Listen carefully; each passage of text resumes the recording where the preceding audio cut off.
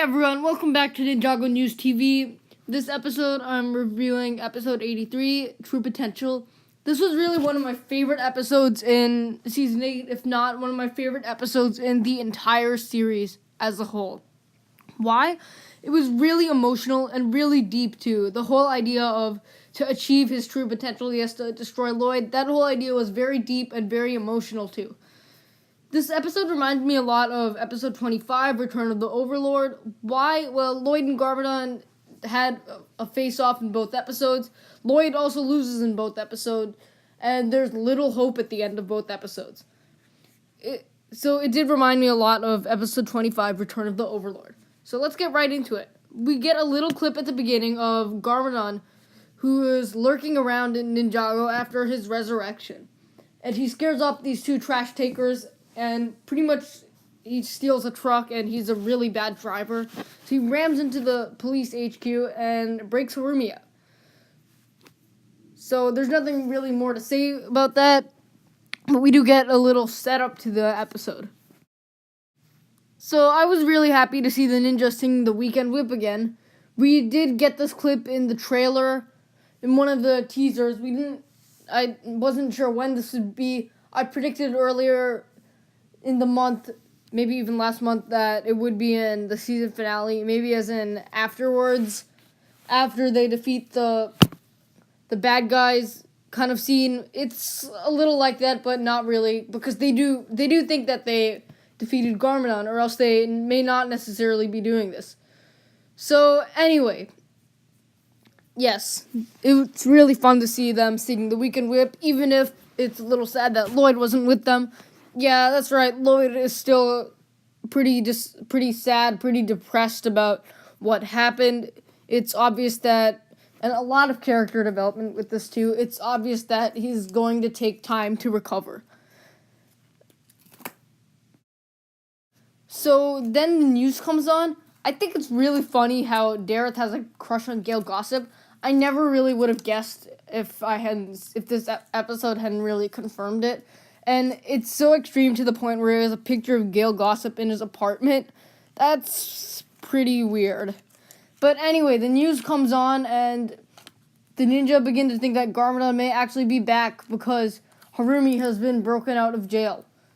So Jay attempts to convince Lloyd that it's not Garmadon. I think Jay's a great friend in that scene, even though it is Garmadon. And Misako wants to get Wu to another place. I'm not really sure what the point of this would be, because Garmadon doesn't really know what Wu's deal is, right? He died. He doesn't know that Wu had been lost in time. But anyway, they do go to Dareth's apartment. That is where this scene is. It's in this episode. I think it's a little pointless, but luckily this scene didn't really come back later in the episode to block out any of the Lloyd versus Garmadon stuff. So, yeah, it was a little short, funny scene, I guess you could say. Maybe not entirely necessary, but it was still funny. So the ninja come to the police HQ. The commissioner is still there, and there's nothing really much to say about this, other than they do come and investigate a little bit. And I want to point out that I'm really happy to see Pixel is back into the action again, even more so than she was in Rebooted, because now she has a fighting role too. Right? So I'm really happy to see this. And yeah, then the news comes on again, and they find out that, lo and behold, Garmadon and Harumi are at Crypt Areum. And that leads into the next scene. So enter Crypt Areum. We haven't seen this setting since season 6, and more or less it looks the same. However, there's a huge difference. It's probably 10 times darker than it was before. Again, this is probably Sons of Garmadon turned off the lights or something, I don't know. But it's a lot darker, and this does play a role in the Lloyd versus Garmadon fight. It kind of sets the scene for sure.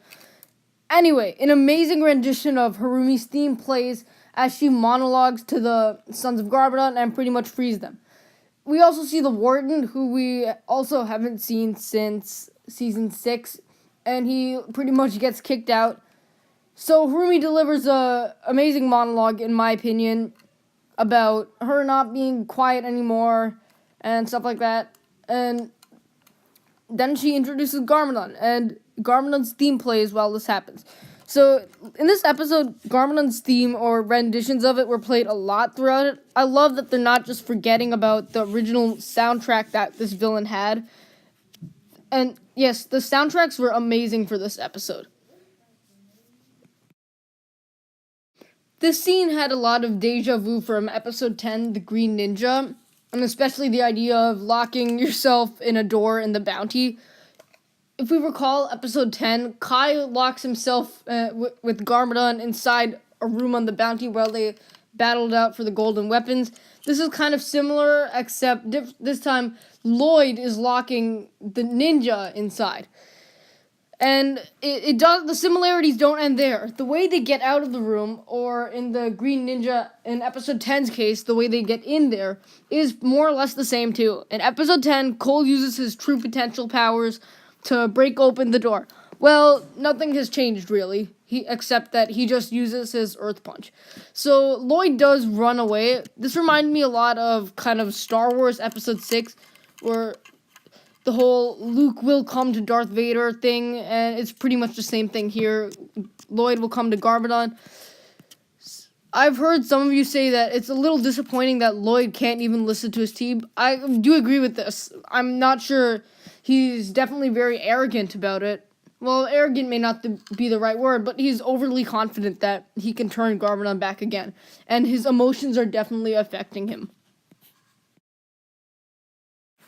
So, the Ninja Nightcrawler is back. One of the two leaked images that we saw, and I did a video on this too, discussing the episode 83 and 84 footage.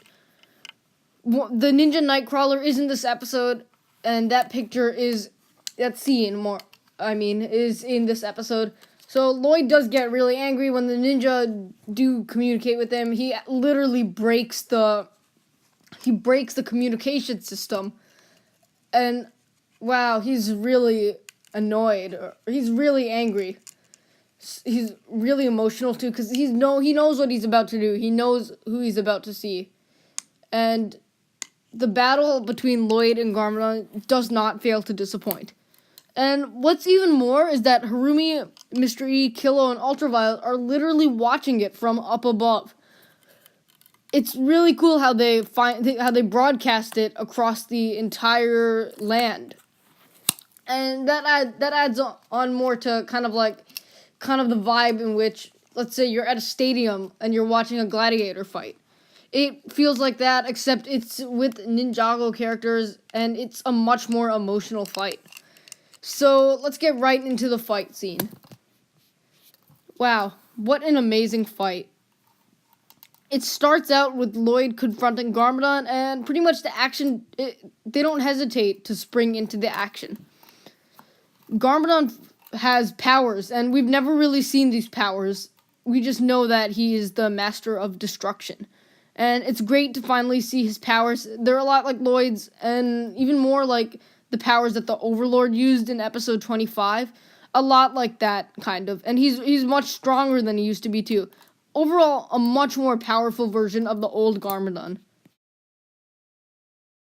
The ninja do set their course to Crypt Areum. We never saw when they got there at the end of the episode. We didn't really see that. So I'm not really there's not much to say about it. So let's continue with the battle. So they pretty much just fight within Crypt Areum, and Garmadon is using his powers. He's using the setting around him. And the lack of lighting really sets the tone for the fight. It sets the mood. So, yeah, the fight continues, and Lloyd is getting his butt kicked. So, it's really cool to see that. It's really cool to see Garmadon with a lot more powers. It makes for a much better villain than he used to be. I loved his character in seasons 1 and 2. Not for the power, but more because of his personality and the way that he stood out. Now I feel like I like him more because of the power and the way that he's been changed. And the fight progresses. Lloyd is losing, and then finally it comes down to those last lines. I have no son. Wow, that is so powerful. And you could see the look on Lloyd's face too, when he literally gets thrown through the building and thrown out and onto the ground around him, and Garmadon stands over, triumphant, while the sons of Garmadon watch. So we see the Sons of Garmadon. I didn't really think that they'd all be broken out. This episode played out a lot differently than I honestly expected it to play out. But hey, it was an amazing episode. And that last scene where Lloyd moans father and the picture blows away. Wow. That's so powerful. It's so emotional. To me, it's one of the most emotional episodes since Zane's death, really. And it gets a place with that episode, too.